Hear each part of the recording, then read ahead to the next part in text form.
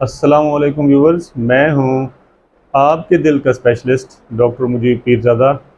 आज हमारा जो मौजू है जिस पे हम आज बात करेंगे और थोड़ा सा नॉलेज को एक दूसरे के साथ शेयर करेंगे, उसका बुनियादी मकसद है। और मैं थोड़ा सा आपको ये बता दूं कि ये कुछ दोस्त अहबाब हैं, कुछ मेरे करीबी लोग हैं, उन्होंने भी काफ़ी दफ़ा इसरार किया कि आप जो है ना इसके ऊपर भी थोड़ा बहुत हमें जो है ना वो अवेयरनेस दें।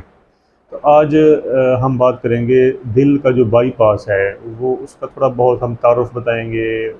कब करते हैं, किन मरीज़ों में करते हैं, ना करवाएं तो क्या होता है, कहाँ से नालियाँ लेते हैं, शरियाने लेते हैं और वहाँ लगाते हैं। बाईपास बेसिकली होता क्या है, फिर दवाइयाँ कैसे लेनी पड़ती हैं, क्या एक दफ़ा हो जाए दूसरी दफ़े पर करवा सकते हैं। तो इसको हम थोड़ा सा ना इसके ऊपर आज बात करेंगे। बड़ा इंटरेस्टिंग सा मौजू है।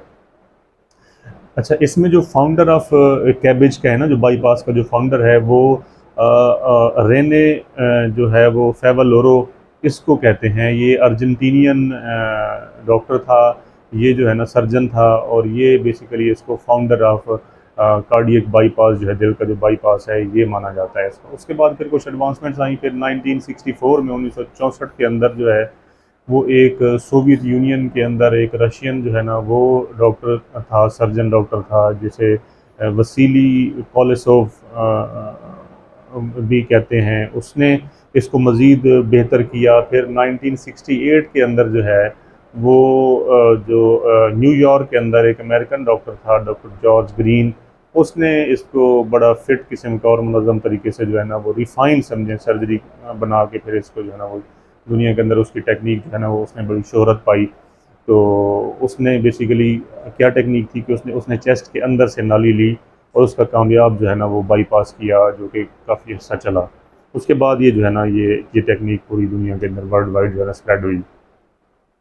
अच्छा अच्छा, पहले तो हमें ये समझना चाहिए कि बाईपास की किस्में कितनी होती हैं ना। बाईपास बेसिकली मोटे हिसाब में अगर हम देखें तो दो किस्म का होता है।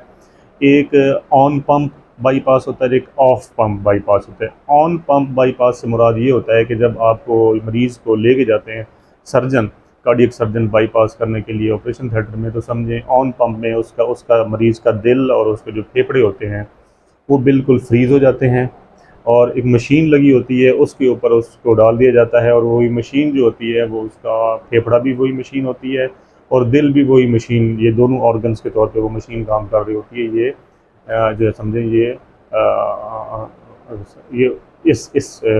के अंदर ये होता है। और जो जो ऑफ पंप होता है, ये समझें कि उसके बाद की टेक्निक है। इसे बीटिंग हार्ट, मतलब दिल आपका काम कर रहा है और उसके अंदर जो है ना वो ये सर्जरी कर रहे होते हैं। उसको ऑफ पंप बाईपास की एक किस्म है, वो भी कहते हैं। अच्छा, इसमें फिर अगर हम आएँ तो देखें कि हम किन मरीज़ों के अंदर हम कहते हैं कि जी आप जो है ना बाईपास के कैंडिडेट हैं तो आप बाईपास करवाएं। जो गाइडलाइंस है ना वो ये कहती हैं, तीन मोटी जो टाइप्स हैं जिनको हम कैटेगराइज करते हैं। दिल की तीन मेन नालियाँ बंद हैं, मोटा मोटा हिसाब है कि बाईपास क्लास 1 है, गाइडलाइंस कहती हैं। दिल का पंप कमज़ोर हो गया है, दिल की नालियों के मसले थे और उसकी वजह से दिल का पंप कमज़ोर हो गया है, तो फिर भी आप बाईपास जो है ना वो सुपीरियर है, वो करवाना चाहिए। उसके बाद फिर ये है कि जो दिल की मेन शरीयान है, जो लेफ़्ट साइड पे निकलती है और आगे जाके दो में डिवाइड होती है, जहाँ से वो ओरिजिनेट करती है लेफ़्ट साइड से, उसका मसला हो तो उसमें भी बाईपास जो है वो क्लास 1 रिकमेंडेशन है कि उसको करना चाहिए। इनमें हम जो है ना वो इसको रेकमेंड करते हैं। अगर अब देखें कि अगर एक पेशेंट को बाईपास रेकमेंड हुआ है और वो ना करवाए तो क्या होता है।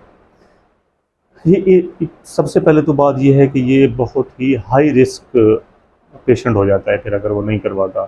तो इसमें कुछ पेशेंट्स, कुछ परसेंटेज समझें कि बिल्कुल ही थोड़ी सी परसेंटेज ऐसे मरीजों की भी है जिनके अंदर फिर नेचुरल बाईपास भी हो जाता है। अब मेरा बताने का मकसद ये नहीं है कि बाईपास आपको एडवाइस हुआ और आप बाईपास छोड़ दें और कहें मेरे अंदर नेचुरल बाईपास जो है ना वो हो जाएगा, तो वो ऐसा नहीं होता। कुदरत ने जो है ना वो इंसान के अंदर कुछ ऐसी दिल के अंदर ऐसी ऐसी चैनल्स बनाए हुए हैं ना, जो कि नॉर्मल कंडीशन में एक हेल्दी पर्सन के अंदर वो बंद हैं।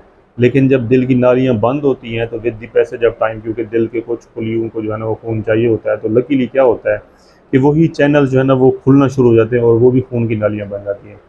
तो ये कोलेट्रल्स बन जाते हैं। जी, मेन नाली बंद हुई, उसके साइड से, इधर से, आगे से, पीछे से नालियाँ थोड़ी बहुत छोटी छोटी खुली और ब्लड की ऐसे हल्की सी यूजिंग हुई और उस साइड को थोड़ा बहुत ब्लड शुरू हो गया। वो उतना तो नहीं होता जितना कि मतलब एक चाहिए होता है, लेकिन इसमें ये होता है कि थोड़ा बहुत काम चल रहा होता है। इसको हम नेचुरल बाईपास भी कहते हैं, लेकिन ये ना होने के बराबर परसेंटेज है।